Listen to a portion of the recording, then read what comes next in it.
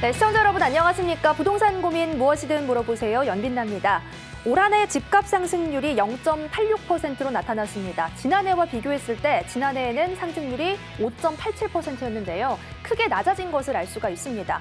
대출 규제 강화로 아파트 수요가 감소한 가운데 관망세가 이어졌다는 분석입니다.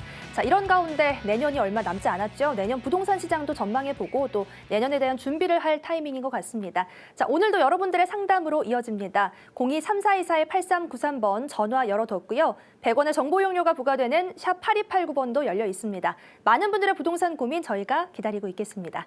자, 그럼 오늘 1시간 함께해 주실 전문가부터 화면으로 만나보시죠.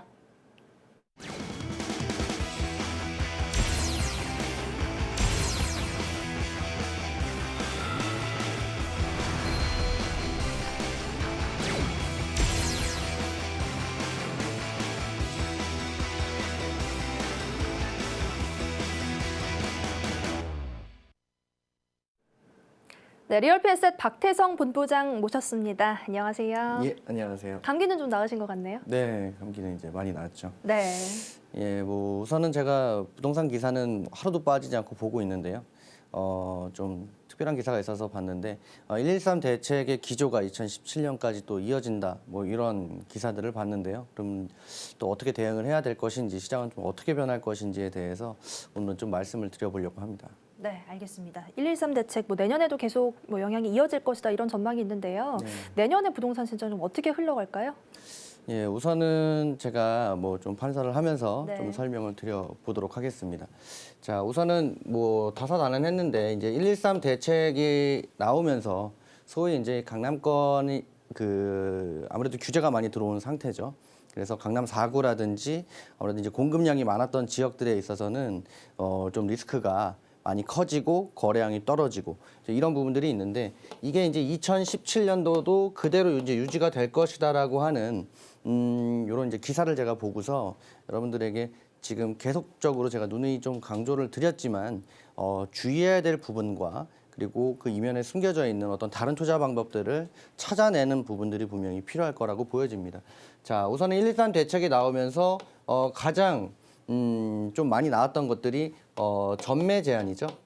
이 전매 제한이 좀 두드러지면서 아무래도 재건축 아파트가 밀집되어 있던 반포라든지 강남권 그리고 전반적으로 좀 빠르게 진행되지 않고 있는 뭐 압구정이라든지 이런 자리들 그리고 여의도라든지 이런 자리들이 아무래도 좀 직격탄을 좀 많이 맞은 그런 부분들이 있고요. 그러다 보니까 뭐 다른 얘기들도 나왔죠. 뭐 신탁 방식의 어떤 재건축이라든지 뭐 이런 부분들이 얘기가 많이 나오고 그랬는데 이 전매 제한에 대한 부분들은 이 기조가 그대로 유지될 거라고 좀 예상을 하고 있습니다.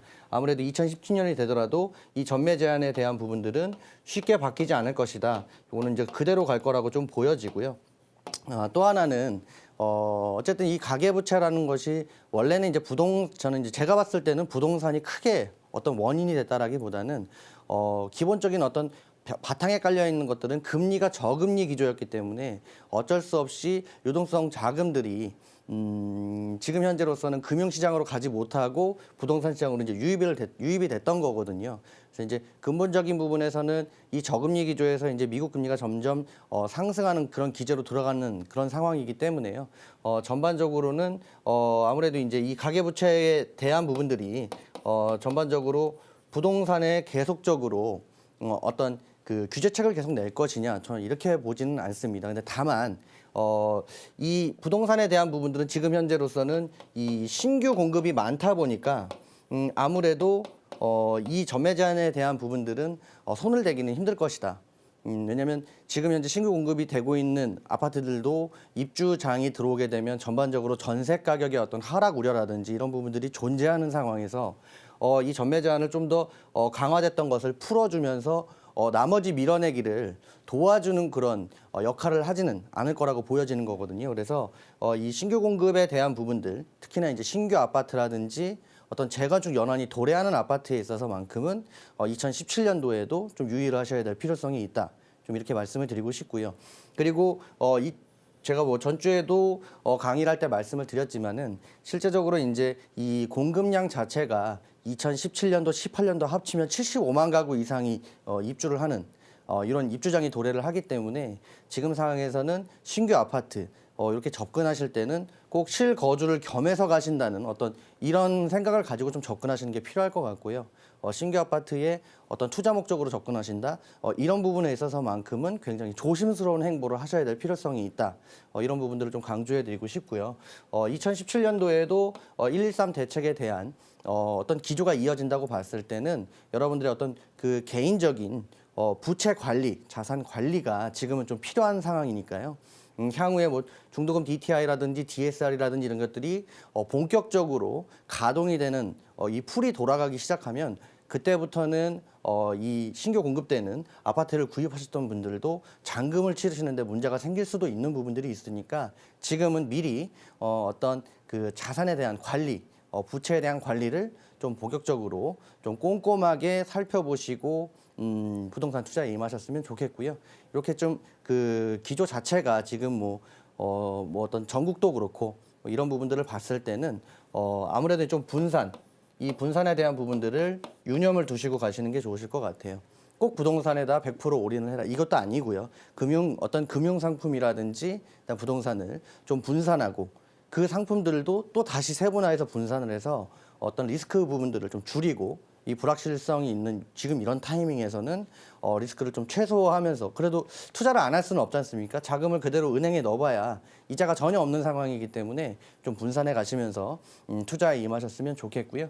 2017년도에도 기조가 이어진다고 하더라도 제가 누누이 뭐 말씀을 드렸지만 어떤 이 서민층에 대한 어떤 주거 안정화 정책들은 계속적으로 나오고 있는 상황인데 그 정책의 어떤 공급되는 물량 자체가 서민층에 크게 어떤 파급력을 미칠 정도의 물량이 아니거든요. 그러니까 그런 부분들을 감안했을 때는 어떤 서민층에 대한 어떤 투자 방법 이런 부분들도 좀 생각을 해보시면서 투자에 임하신다면 어떤 틈새 시장을 공략하는 데 있어서만큼은 좀 다른 대안이 될 것 같고요.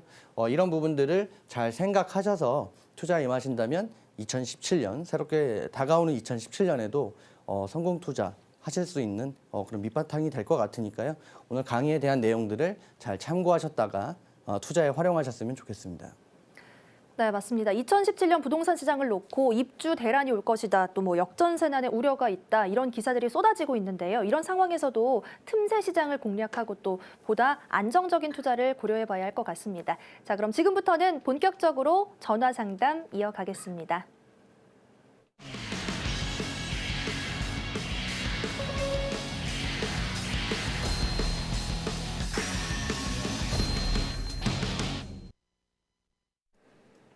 네, 서울전화 02-3424-8393번 100원의 정보 이용료가 부과되는 샵 8289번 열어뒀습니다. 여러분들의 많은 상담 저희가 기다리고 있겠습니다. 아울러 저희 프로그램은 여러분께 다양한 정보를 제공하고자 만든 프로그램입니다. 투자에 있어서는 투자자 본인의 확인과 판단에 따라야 한다는 점 꼭 기억하시길 바랍니다. 자, 그럼 첫 번째 시청자분부터 만나보도록 할게요. 여보세요? 네, 안녕하세요. 네, 안녕하세요. 네. 네, 어떤 고민 있으세요? 제가 그 노원구 하계동에요. 네. 그 현대 우성 아파트 44평을 네. 2년 전에 이제 여보세요? 매매- 네. 그 어머니 구입을- TV 소리 조금만 줄여주시면 좋을 것 같아요. 네네. 네. 네, 노원의 하계동의 현대 우성 아파트 44평형을 2년 전에 구매하셨는데요. 네. 네. 그 재건축을 보고 구입을 했는데요. 네. 그걸 장기 보유해도 어떨지 해서요. 네, 알겠습니다. 노원구 하계동에 위치한 좀 대형평형 아파트인데요. 네. 앞으로 전망이 좀 어떨까요? 네, 안녕하세요. 네, 안녕하세요. 네, 44평형 이거 언제 구입하신 거예요? 2년 됐습니다. 2년이요. 그러면 좀 그 차익이 나셨겠네요. 차익이 한 1억 정도, 1억 네. 투자했을 때 1억 난 거죠. 네, 그 정도 뭐 차익이 나신 거는 지금 우선 축하를 드리고요. 네, 재건축의 어떤 그런 목적으로 구입하셨다고 하셨는데, 네, 제가 결론을 드리고 좀 설명을 드릴 건데요. 네, 재건축은 쉽지 않을 것 같고요. 네, 네, 우선 지금 상황이라면은 갈아타기를 검토하셔도 될 것 같습니다. 네, 네, 지금부터 설명드릴게요. 네, 자, 보죠. 우선 현대우성 아파트는요. 좋아요. 하계역에 바로 붙어 있고 네. 인근에 뭐 학군들도 좋고요. 네. 뭐 녹지도 있고 편의시설 많이 있고 마트도 있고 뭐 다 좋습니다. 네. 그러니까 네. 이런 데는 뭐라 그러냐면요. 이게 좋은 거예요. 분양성. 분양성은 기가 막혀요. 네. 예, 실수요자들이 원하는 것들이 인근에 이렇게 둘러싸서 포진되어 있잖아요. 그건 네. 좋아요. 이 입지를 부정하지는 않아요, 절대. 근데 이제 네. 뭐가 문제냐면 이게 네. 재건축이잖아요. 네. 재건축이면은 뭐가 제일 중요하죠? 노후가 중요하겠죠. 네. 우선 노후된 아파트. 재건축이 되려 그러면은 연한은 돌아야 되는 건 기본이고요. 네네. 제일 첫 번째가 뭐가 제일 중요하냐면 지분이 중요해요. 지분이. 땅이 아, 네. 얼마나 있느냐가 중요하단 말이에요. 네. 근데 44평 지분 아십니까? 네. 23평이요. 그렇죠. 자, 44평의 지분 자체가 네. 그렇게 23평 정도면은 그렇게 많은 건 아니에요. 아, 네. 네, 이게 중층 정도 지금 현재는 이제 중층 아파트다 보니까는 전반적으로 지분이 그렇게 많은 건 아니에요. 네. 그럼 네. 이제 보자고요. 얘가 지금 시세가 얼마 하는지 그리고 재건축이 됐을 때 얼마 정도 시세일지 그러면 돈이 얼마 남을지 계산해 보자고요. 네네. 44평이 지금 시세가 한 6억 정도 하죠? 네, 맞습니다. 네. 그러면 얘를 지금 지분이 23평인데 얘를 다시 44평형으로 똑같은 평형대를 다시 받는다고 기준으로 치고요. 네. 추가 분담금에 대한 것들을 대략적으로 이제 이건 재계산이지만 네. 계산해 보면 못해도 한 2.5억 정도의 그러니까 2억 5천 정도, 2억 중반선 정도의 추가 분담금이 들어갈 거란 말이에요. 네. 대략 계산해도 그렇게 네. 된다고 쳤을 때 그러면 토탈 금액이 얼마죠? 10억이 넘. 지금 6억에다가 2.5억 더 더하면 8억 중반 정도 되잖아요. 네네. 그죠? 네. 근데 이제 제가 봤을 때 이 정도라고 한다면 이 정도 입지라고 한다면은요. 네. 44평대가 아파트가 새로 지어진다고 하더라도 네. 이 정도 수준밖에 안 돼요. 네. 8억대 한 중반에서 더 좋아야 중후반. 네. 9억선까지면은 저항을 맞을 것 같거든요. 네. 왜냐면은 9억선 정도면은 새 아파트는 아니지만은 저 네. 밑에 잠실권에 30평대 아파트를 사고 돈이 남거나 약간 더 네. 못하면은 저기 잠실 쪽에서도 뭐 파크리오나 이렇게 강변에 있는 것도 갈 수 있거든요. 네. 그렇군요. 그렇다면 제가 봤을 때는 8억 중반에서 9억 사이 정도가 어떤 그 신규 아파트로 바뀌었을 때 시세 정도라고 볼 수 있다고 보거든요. 네. 그러면 지금 현재로서 남는 게 별로 없죠. 네, 그렇죠. 그렇죠. 추가 분담금은 이만큼 들어갔는데 지금 현재는 6억 정도로 단기에 좀 올라와 주면서 네. 실제적으로는 재건축이 된다 하더라도 크게 차익이 안 나는 상황이에요. 네. 예, 이제 이런 상황이고 30평대 같은 경우는 지분이 더 작잖아요. 네, 네. 그러니까 이렇게 되면 추가 분담금이 많이 되기 때문에 실제적으로 이게 사업 진행하는 데서는 아무래도 진통이 많이 예상이 되고 시간이 오래 걸릴 거거든요. 네, 네. 예, 이런 부분들을 감안한다면 자, 뭐 못해도 재건축을 한다 그러면 못해도 8년에서 10년이 걸리는데 네, 네. 예상되는 수익이 채 뭐 5천만 원도 안 된단 말이에요, 지금요. 네, 네. 네, 이렇다면은 재건축을 하려고 이만큼 기다리시는 분들이 얼마나 있겠냐 이거예요. 네, 네. 그리고 이제 이런 부분들로 재건축의 어떤 사업성이 좋지는 않다. 네, 예, 네. 이런 부분들 좀 말씀드릴 수가 있고요. 네. 또 하나는 이거예요. 지금 얘가 그 우리 노원구에 위치를 하는 아파트인데 네. 자, 이 노원구는요. 네. 어떤 지역이냐면 소형이 강세인 지역이에요. 네. 혹시 아시죠? 네. 예, 네. 여기는 왜 이게 지금 왜 단기에 올라왔는지 혹시 아십니까? 가격이 한 2년 만에 1억 이상 올라온 이유가 다른 게 없어요. 이 소형이 네. 가격이 자꾸 오르니까요. 네. 소형이 오르니까 중형하고 붙으니까 중형이 그 다음에 올라가요. 네. 중형하고 대형이 붙으니까 그냥 대형은 강제로 올라간 거예요. 네. 네, 만약에 네. 이 대형의 거래량이 막 살아나가지고 가격이 올라갔다면 네. 자체적으로 대형도 자기 혼자 올라갈 수 있었을 텐데 얘는 이게 안 된다니까요. 이 지역은요. 네, 그렇군요. 소형이 올려줬기 때문에 중형, 대형이 그렇게 올라간 건데 네. 자 그럼 이렇게 대형은 이미 올라왔단 말이에요. 어쨌든 밀어 올려둔 올라왔는데 네, 네. 그럼 지금은 소형이 어느 정도 많이 올라와서 올라붙었고 힘이 빠져 있는 상태인데 그러면 대형 혼자 올라갈 수 있느냐? 그렇게 보려면 네. 전세가 밑에서 받쳐줘가지고 매매를 올려버리든지 이래야 될 거 아닙니까? 네, 네. 네, 근데 매매는 6억대인데요. 네. 전세는 4억대예요. 네. 그죠? 네. 이렇게 되면은 여기서부터 전세가 만약에 오른다고 하더라도 얘 매매를 못 올려요. 네. 네, 이렇기 때문에 지금 상황에서는 아무래도 이제 가격 상승에 대한 부분들은 당분간은 올라가지 못하고 옆으로 횡보할 거예요. 아, 네. 네, 이렇게 갈 거기 때문에 아무래도 지금 전세가- 상황에선 네, 네네. 전세 만기가 3월 말인데요. 네네네. 그럼 매매를 해버릴까요? 저는 매도를 하시고 갈아타셔도 좋을 것 같은데요. 갈아타면 어디로요? 이 일대에서는 만약에 이제 아니, 저는 한 7억 정도 투자할 그 여유는 있어요. 네, 그러니까 지금 봤을 때는 노원구 네. 일대에서 만약에 보신다면 네. 예, 여기서도 이 지역에서는 대형의 거래 흐름이 좋지 않은데 유일하게 대형의 거래 흐름이 좋은 데가 있어요. 네. 거기가 어딜까요? 중계동이요. 그렇죠. 정답입니다. 네. 중계동 학원가입니다.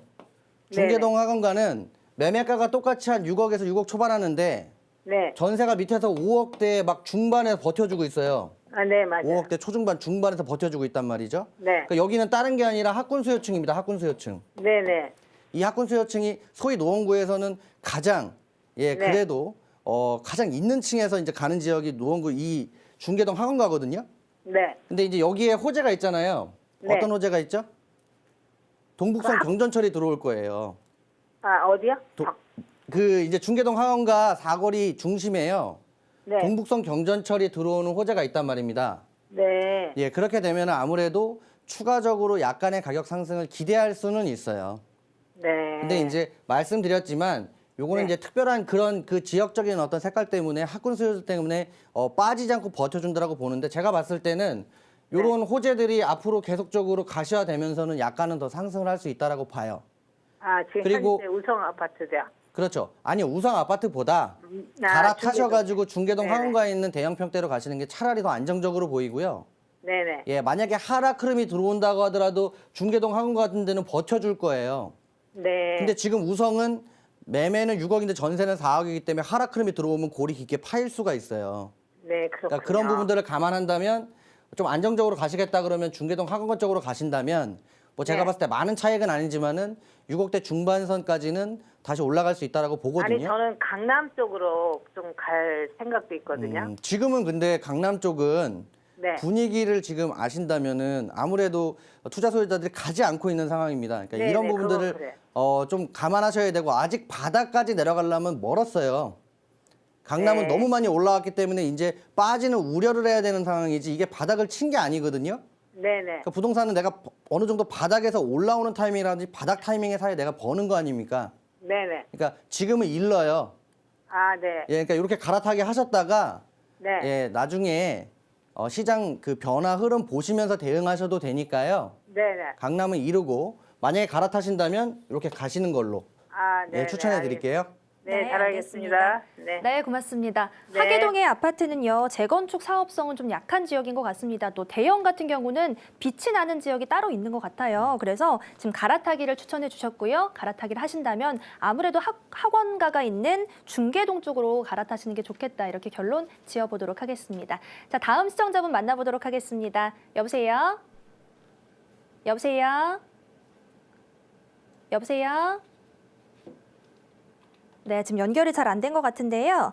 네, 그럼 저희 문자 지금 한번 볼 수 있을까요? 네, 문자 상담 한번 살펴볼게요.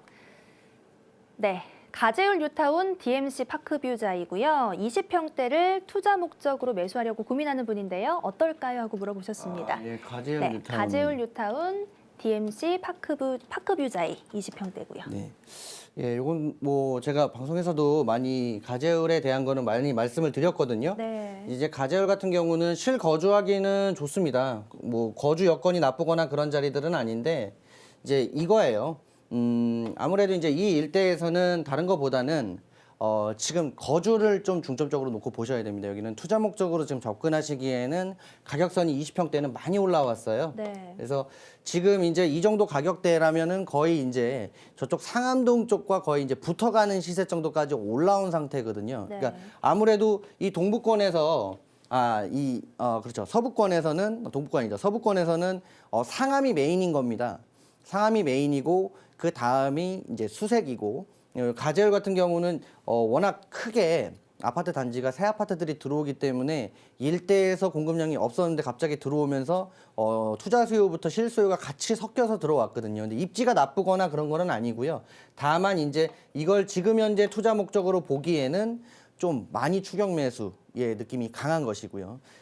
또 하나 이제 일대에서 그 저쪽 편에 수색 옆쪽으로도 수색 4구역이 이제 앞으로 또 들어올 예정이고요. 그 옆으로 가면 고향의 또 향동 쪽에서도 또 신규 물량이 나오는 타이밍이 이제 오거든요. 그렇게 되면 지금 현재로서는 일대에서 신규 아파트들이 많지 않기 때문에 시세가 어느 정도 버텨줄 수 있지만 수색 4구역이라든지 향동 쪽에서 입주 물량이 나오기 시작하면 이쪽도 아무래도 임차 수요를 뺏길 수 있는 부분들이 있습니다. 그렇기 때문에 지금 상황에서는 투자 목적으로 가시기에는 어떤 상승의 어떤 기대감보다는 하락의 우려감이 좀 많은 편이거든요. 그러니까 그런 부분들을 봤을 때는 지금은 투자 목적으로 접근하시는 것은 많이 좀 늦은 것 같고요. 거주 목적으로 가신다면 그리고 20평대보다는 차라리 30평대로 이렇게 보시는 게 좋으실 것 같고요. 만약에 어떤 차익과 함께 좀 가져가고 싶다. 그렇다면 가재열도 나쁜 지역은 아니지만 차라리 저는 상암 쪽 안쪽으로 들어가시는 게 나을 것 같고요. 뭐 7단지라든지 이런 데 이제 향후에 서부광역철도가 들어오면서 향후에는 지금 상암동에서 좀 부족한 어떤 교통, 이런 흐름들이 좀 충족되는 그런 자리들이 뭐 상암동이 좀 될 수 있는 거기 때문에 지금 봤을 때는 가재열 쪽보다는 뭐 상암 쪽으로 가시는 게 차라리 나을 것 같고 만약에 거주를 목적으로 가재열 쪽에 가시겠다면 30평대로 가시는 게 좋겠다. 좀 이렇게 좀 결론 내드리도록 하겠습니다. 네, 알겠습니다. 가재울 뉴타운에 지금 투자 목적으로 아파트를 문의해 주셨는데요. 그쪽보다는 상암 쪽으로 가시는 게 앞으로의 호재나 여러 면에서 좋을 것 같다고 지금 설명해 주셨습니다. 자, 다음 시청자분 한번 다시 연결해 볼게요. 여보세요? 여보세요? 네, 안녕하세요. 예. 네, 연결되셨는데요. 어떤 점 궁금하신가요? 예, 저는 여기 경기도 광명시 철산 2동에 살고 있거든요. 네. 근데 이게 재건축 된다 그런 지가 엄청 오래됐는데 아직도 안 되고 내년에는 뭐 된다 그러는데 지금 언제쯤 매도를 하면 좋을지 몰라요. 네. 지금 좀 지지부진해서 걱정이 많으신 것 같아요. 철산 이동에 재건축 기다리고 계신 실거주하시는 거죠, 지금? 예, 네, 알겠습니다. 본부장님과 이야기 한번 나눠보세요. 예. 예, 안녕하세요. 안녕하세요. 네, 철산 이동이면 뭐 저기 몇 단지세요? 11단지요. 아, 11단지. 예. 몇 평형이세요? 13평입니다. 아, 11단지 13평. 지금 거주하고 계신다고 하셨고. 예. 이거 지금 혹시 그 조합원 예. 그 아직 평형 신청 그 하셨나요? 안 하셨나요, 혹시요? 아, 그거는 아직 안 했어요. 아직 안 하셨고. 그러면 뭐 몇 평형을 신청하실 예정이세요? 아, 저는 24평 정도. 아, 24평, 25평 요거 20평대로. 예. 네. 알겠습니다. 제가 결론을 좀 말씀을 드리고 설명을 좀 드릴게요. 예. 되기는 될 거예요. 예. 되기는 분명히 될 거고, 거주 목적이시라면은 30평대 가셨으면 좋겠는데, 그럼 추가 분담금이 꽤나 좀 부담이 되실 거거든요. 예. 그래서 20평대 만약에 선택하신다고 하시면, 20평대로 가셔도 괜찮다. 실거주 목적이라면은, 입주하셔도 될 것 같고요. 만약에 투자 목적으로 이제 거주하시면서 투자 목적이 좀 강하시다 그러면은, 갈아타시는 게 좋으실 것 같아요. 그러게 그걸 매도 시점이. 네. 그러니까 제가 목표가를 설정해 드릴 테니까요. 예. 그것도 같이 참고해 보세요. 예. 네, 설명드리겠습니다. 우선은 철산, 좀 지도를 좀 넓게 보면은 철산 주공 11단지는 여기 안양천 이렇게 흐르는데 바로 옆에 붙어 있어요. 예. 네, 그리고 다른 거보다는 이제 요 가산 뭐 디지털 단지라든지 이렇게 접근성은 좋습니다. 네, 철산역까지는 도보로 조금 거리가 있어요. 예. 근데 이제 재건축으로 봤을 때는 얘가 13평형 같으면은 지분이 나쁘진 않아요. 저층이기 때문에 지분이 한 15평 한 중반선 정도 나오거든요. 13평짜리가. 그러니까 이렇게 봤을 때는 지분이 평형대보다 땅이 많으니까 굉장히 좀 재건축 사업성이 많이 나오지 않겠냐라고 생각하셨던 분들이 많아요. 그리고 접근하신 분들도 많고. 근데 실제적으로 지금 여기는 이 지분이 지금 갖고 있는 평형대보다 많지만 무상 지분율이라고 해가지고 그 지분율 자체, 무상 지분율 자체가 높지 않아요. 그렇게. 서울권처럼 높지 않아서 지금 이제 지금 13평형을 갖고 계시는데 25평대를 신청을 하시면은요. 예. 아마 추가 분담금이 조금 나오실 거예요. 얼마 정도요? 네, 추가 분담금이 못해도 여기 같으면은 뭐 1억대 한 초중반 정도는 최하 나올 것 같고요. 예. 못해도 중반까지도 나올 수 있다고 보거든요. 아, 그러면 저는 팔아야 돼요. 네, 왜냐하면 여기가 무상 지분율이 뭐 서울처럼 150% 이상 막 170% 이렇게 주는 데가 아니에요. 아, 예. 네, 지분율 자체 무상 지분율 그렇게 안 주고 110%에서 막 120%요 선에서 움직이는 자리거든요. 예. 그러다 보니까 땅이 넓다고 하더라도 이걸 인정해주는 퍼센테이지를 많이 인정 안 해준단 말이죠. 예. 예, 이제 그런 부분들이 있어서 추가 분담금이 좀 나오실 거고요. 또 하나는 뭐냐면 얘가 그러면 25평하고 3평, 4평 이렇게 분양할 거 아닙니까?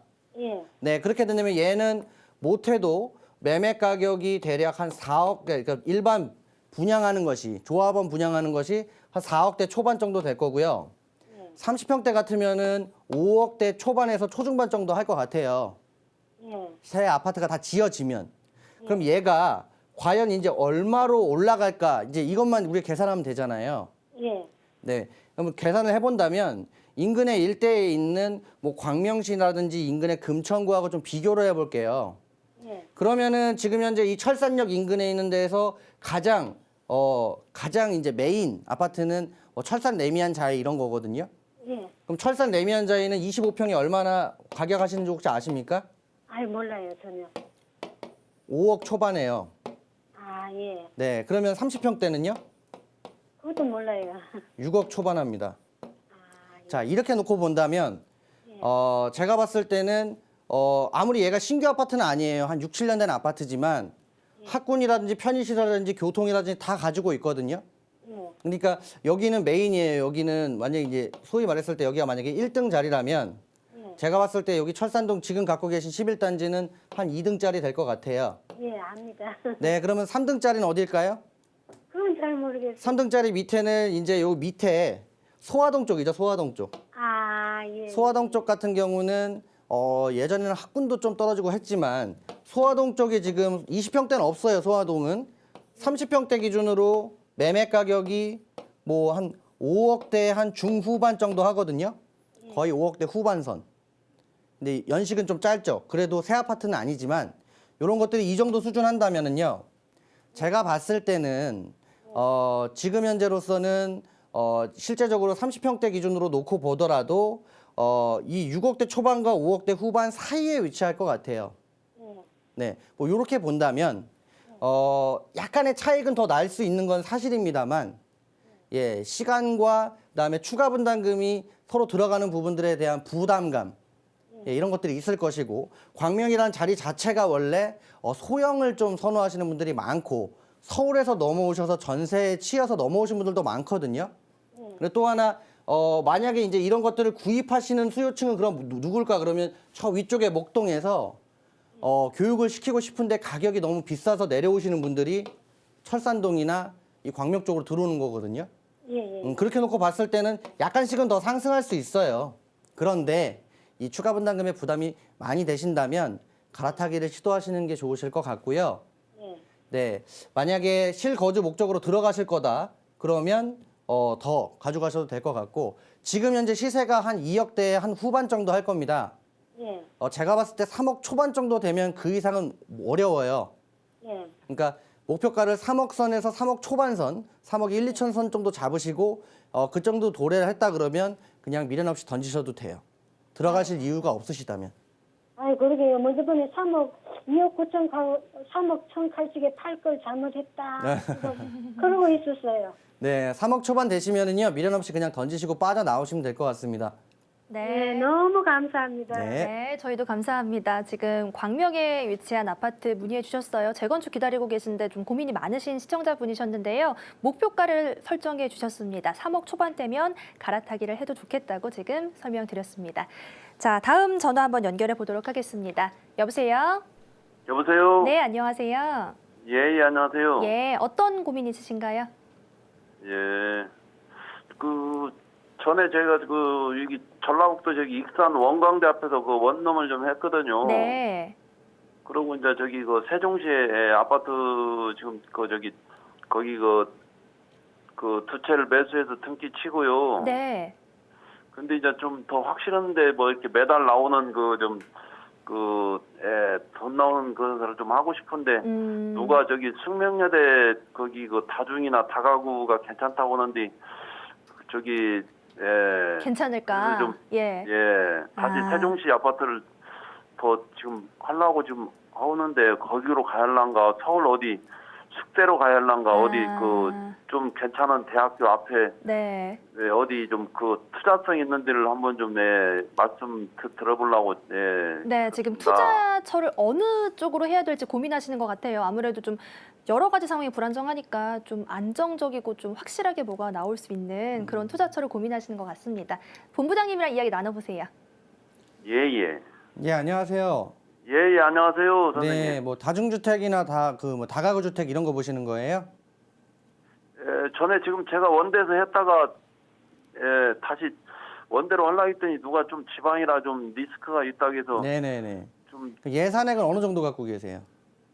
지금 수중에 현찰은 한 10억 있습니다. 아, 그러니까 숙대 인근으로 지금 뭐 접근하시는 것이 어떻겠냐 좀 궁금하신 거잖아요.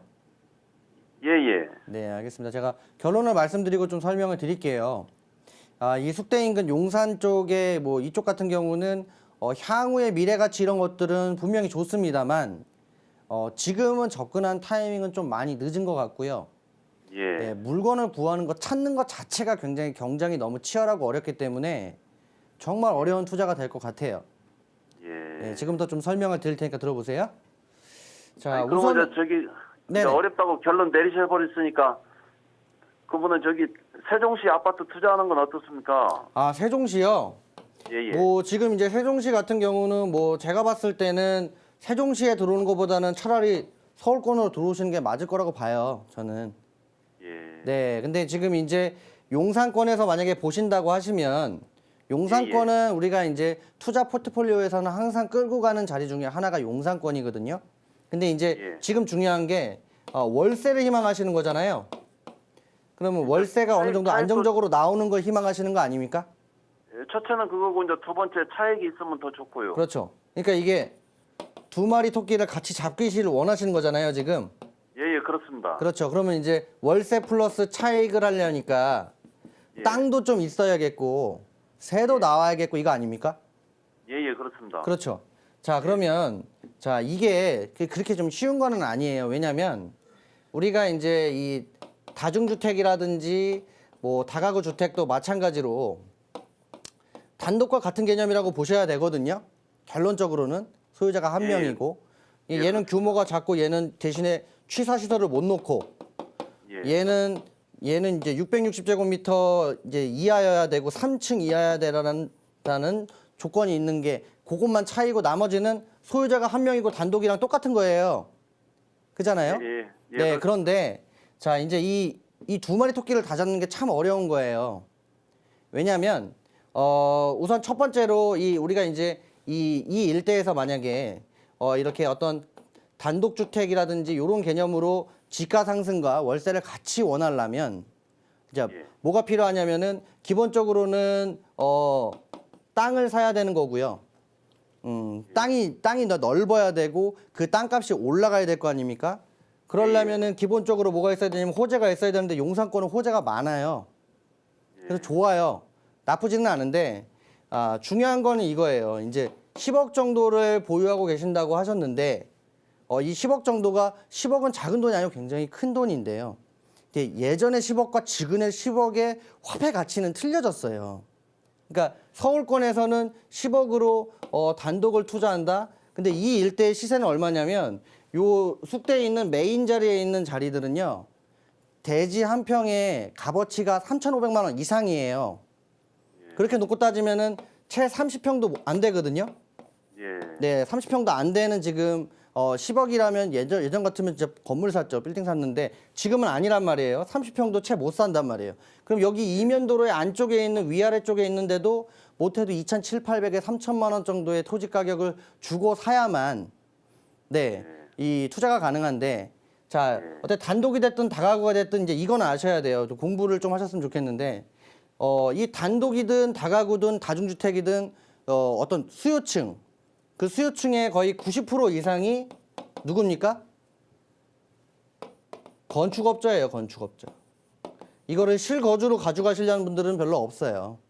그러면 건축업자들은 지금 만약에 10억이라는 돈을 들여서 내가 한 30평 정도에서 좀 잘 사면 40평대 정도 살 수 있을 것 같거든요. 그러면 이거 하나 가지고 건물을 지을 수 있느냐? 못 진단 말이죠. 그죠? 건물을 못 져요. 그렇게 되면 따져야 될 게 많은 거예요. 따져야 될 게 뭐냐? 만약에 이제 뭐 예를 들어 코너짜리고 뭐 이렇게 집이 만약에 세 채가 이렇게 붙어 있다고 칩시다. 여기는 이렇게 신축을 했고 그러면 여긴 중간에 있는 걸 하나 사서 네, 뭐 나중에 이렇게 붙여서 팔아야 되는 공동으로 매각하는 뭐 이런 전략을 취해야 되는데 이런 여건들을 다 갖춘 물건들을 저렴하게 살 수 있냐? 지금 그런 상황이 아니거든요. 그러니까 용산권이나 서울 권역들은 호재가 있다. 기본적으로 베이스에 호재가 깔려 있고 분양성이 있다. 그렇다면 건축업자들이 엄청나게 지역적으로 유입되고 있어요. 그러니까 쉽게 찾기가 어려워요. 투자성이 있는 물건 자체를. 그리고 대지가 있는 단독주택이라든지 다가구주택을 찾는 것 자체가 용산권에서는 엄청난 치열한 막 총각을 다투거든요, 정말. 그렇기 때문에 지금 상황에서는 이렇게 투자하시는 것들은 정말 좋은 방법이고 지역도 선정 잘하셨어요. 그런데 쉽지 않은 투자임은 분명합니다. 거의 시간을 거의 90% 이상 할애하셔서 계속 현장을 도셔야만 좋은 물건을 얻을 수 있다. 요 확률도 그렇게 높지 않거든요.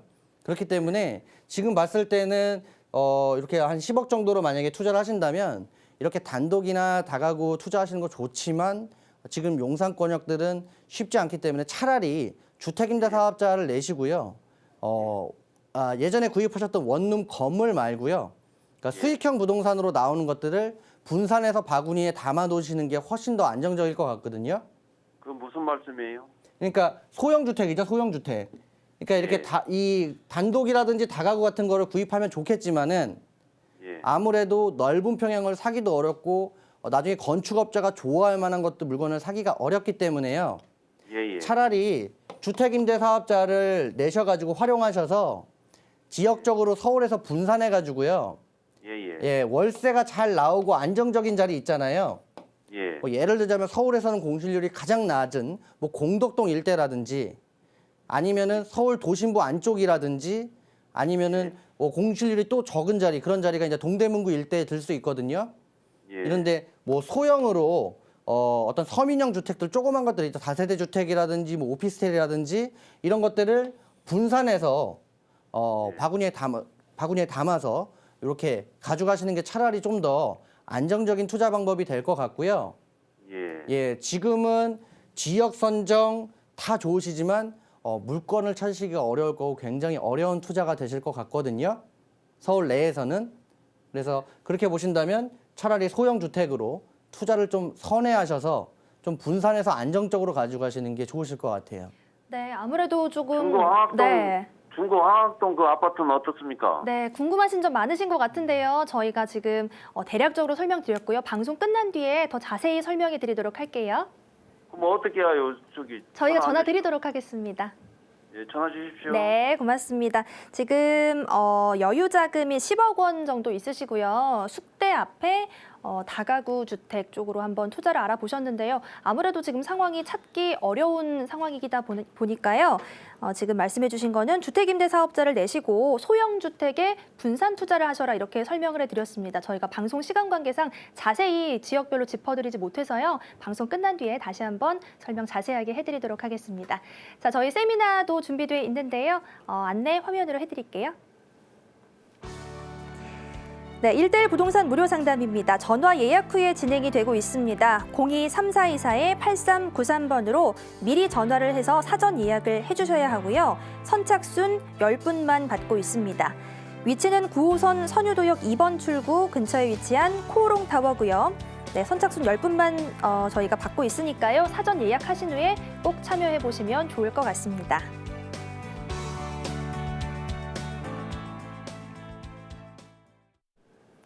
네, 요즘 아무래도 경기가 참 불안정하고 어렵다 하다 보니까 투자해도 되나요? 요즘 이런 시점에 투자해도 돼요? 이런 질문도 많을 것 같아요. 예, 뭐 지금 이제 투자를 해야 되는 타이밍이냐 아니면은 관망세로 가져가야 되는 것이냐 궁금하신 부분들 많으실 텐데요. 정답은 뭐 제가 딱 이렇게 뭐 투자를 해야 된다, 말아야 된다 이런 것보다 상황에 맞춰서 좀 움직여야 되는 타이밍인 것은 분명하고요. 하지만 지금 이런 타이밍에도 누군가는 움직이고 있고 누군가는 투자에 임하고 있는 상황이기 때문에 맞춤형으로 여러분들의 어떤 투자에 대한 부분들부터 전반적인 고민까지 다 상담해 드릴 수 있도록 하는데 어떤 여건 때문에 선착순 10분만 한정해서 상담을 해드리게 되니까요. 그런 부분들은 좀 이해를 해주시고 전화 많이 주시면 최대한 여러분들의 갖고 계신 부분들에서 맞춤형으로 상담해 드릴 수 있도록 하겠습니다. 네, 알겠습니다. 서울 전화 02-3424-8393번이고요. 100원의 정보 이용료가 부과되는 샵 8289번도 열어뒀습니다. 많은 분들의 부동산 상담 저희가 기다리고 있겠습니다. 자, 그럼 다음 전화 연결 한번 해보도록 하겠습니다. 여보세요? 여보세요? 네, 안녕하세요. 네, 안녕하세요. 네, 어떤 내용이 궁금하신가요? 네, 여기 영종도 하늘도시에 네, 한라 비발디 38평을 가지고 있는데요. 네, 그거가 그 전세 임기가 내년 7월인데 네. 그때 매도를 해야 되는 게 좋을 건지 아니면 한 번 더 연장해서 네. 제가 한양수잔 25평짜리를 융자 5천 받고 저기 매매해가지고 살고 있거든요. 네.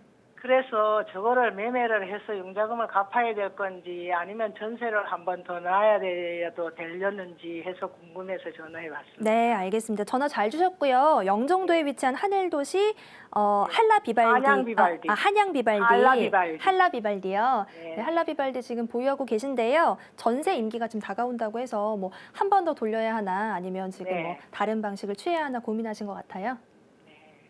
예, 안녕하세요. 네, 안녕하세요. 예, 제가 결론을 어머님 바로 드릴게요. 네, 만기 되면 그냥 매도하시고 융자금을 갚으시는 게 차라리 나을 것 같아요.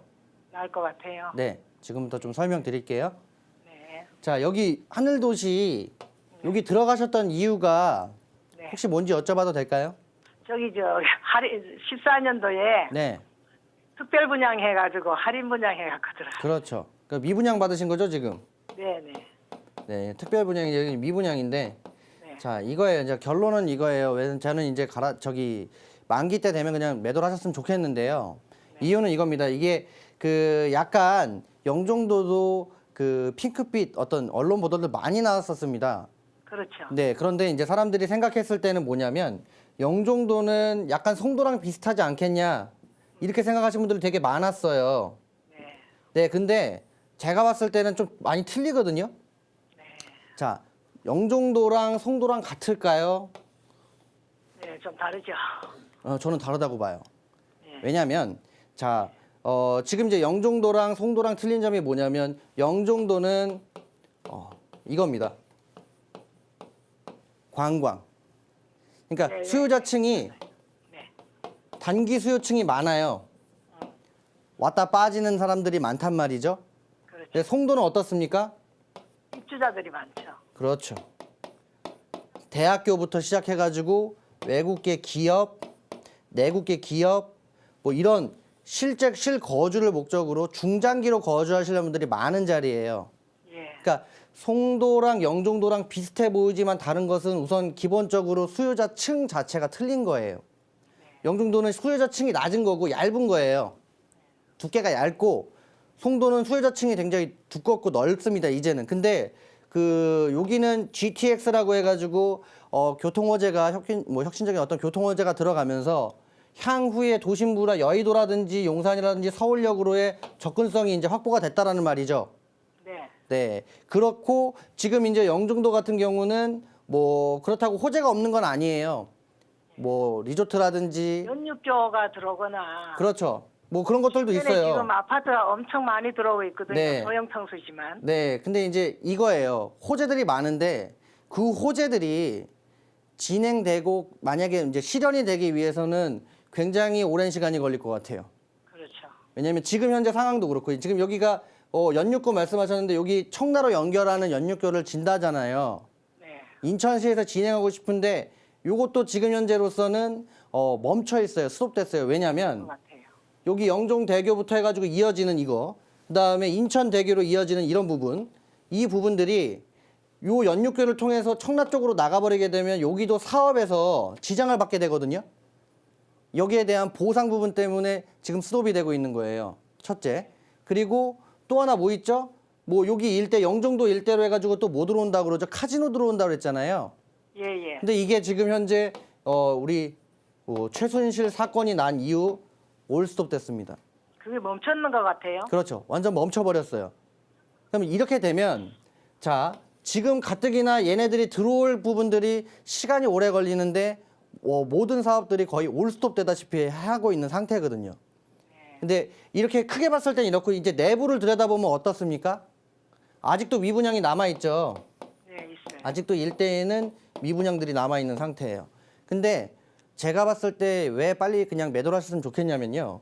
이 미분양이 만약에 이 대형 평수만 남아있다면 나머지 소유자층들이 꽉 차가지고 중형 평형대나 소형 평형대가 꽉 차 있다면은 모르겠어요. 근데 그게 아니라는 거예요. 미분양에는 소형도 있어요. 아직까지.